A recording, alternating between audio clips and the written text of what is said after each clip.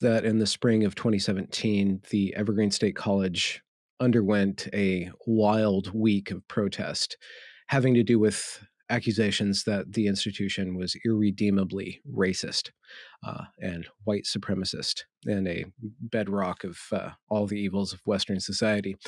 And the students in this state of high agitation went to a number of different authority figures and protested them and live streamed all of that onto the internet.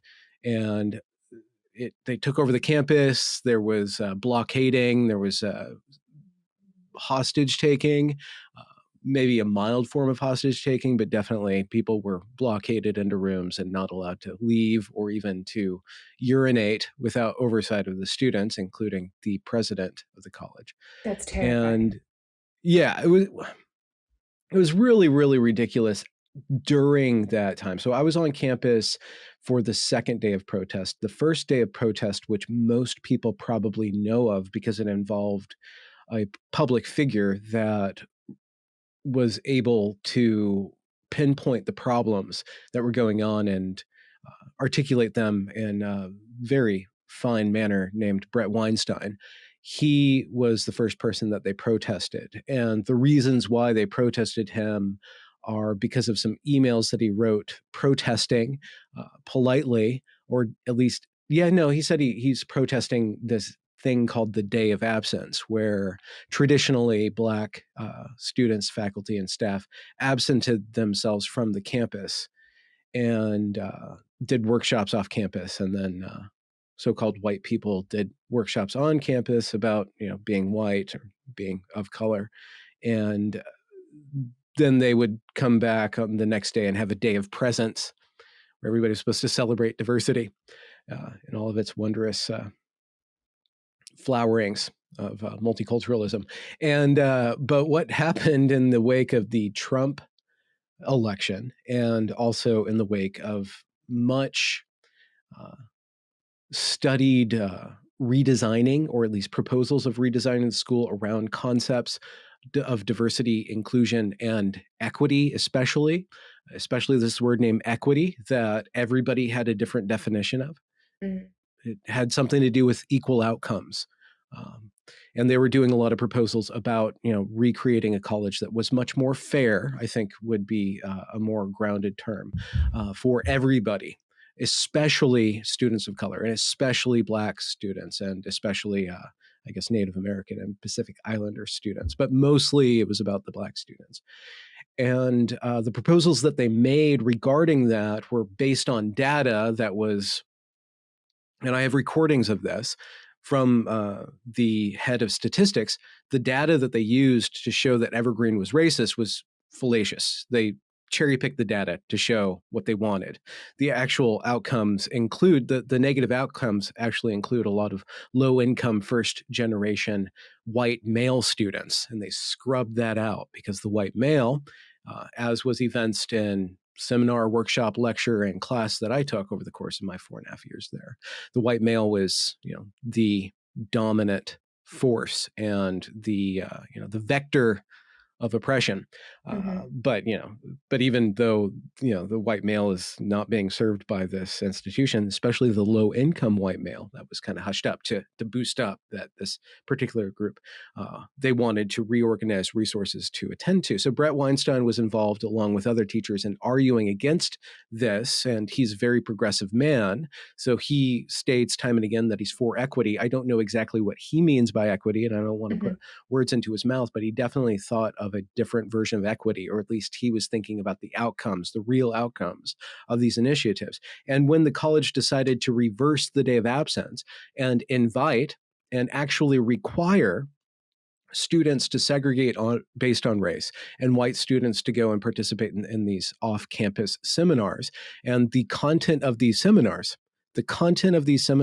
for white people was about their privilege and about their complicity in the oppression of everybody else and owning up to that. So it Hmm. was incredibly dogmatic, as we can see in other aspects of our society now.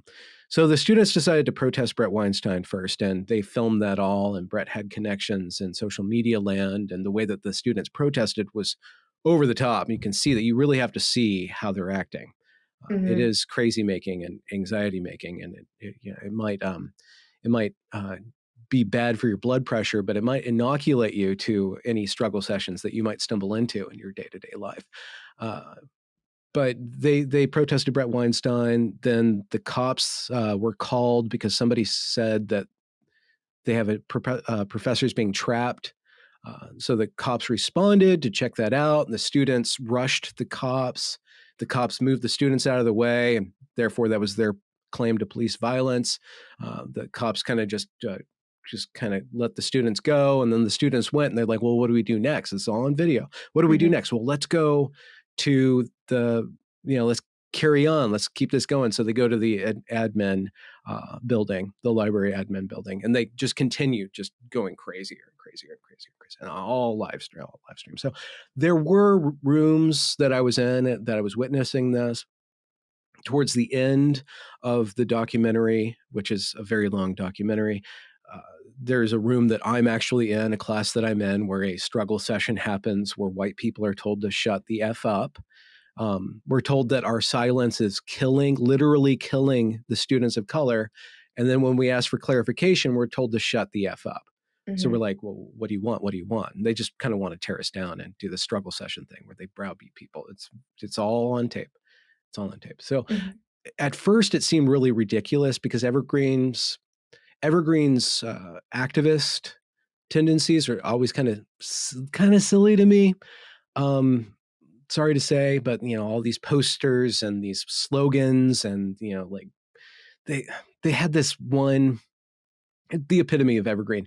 They had this "Free the Nipple" protest, and I don't even think that there's laws in Washington about the female breast No, I being think you can be kinda occluded. naked. Yeah. Yeah, but they still wanted to protest that, so they all stood there and took off their shirts, and all these 22-year-old girls Mhm. topless, and which is something. And then and so they get all that attention, and then they use that attention to berate males and say, "Men, you're sexualizing us, and it's disgusting how you look at us."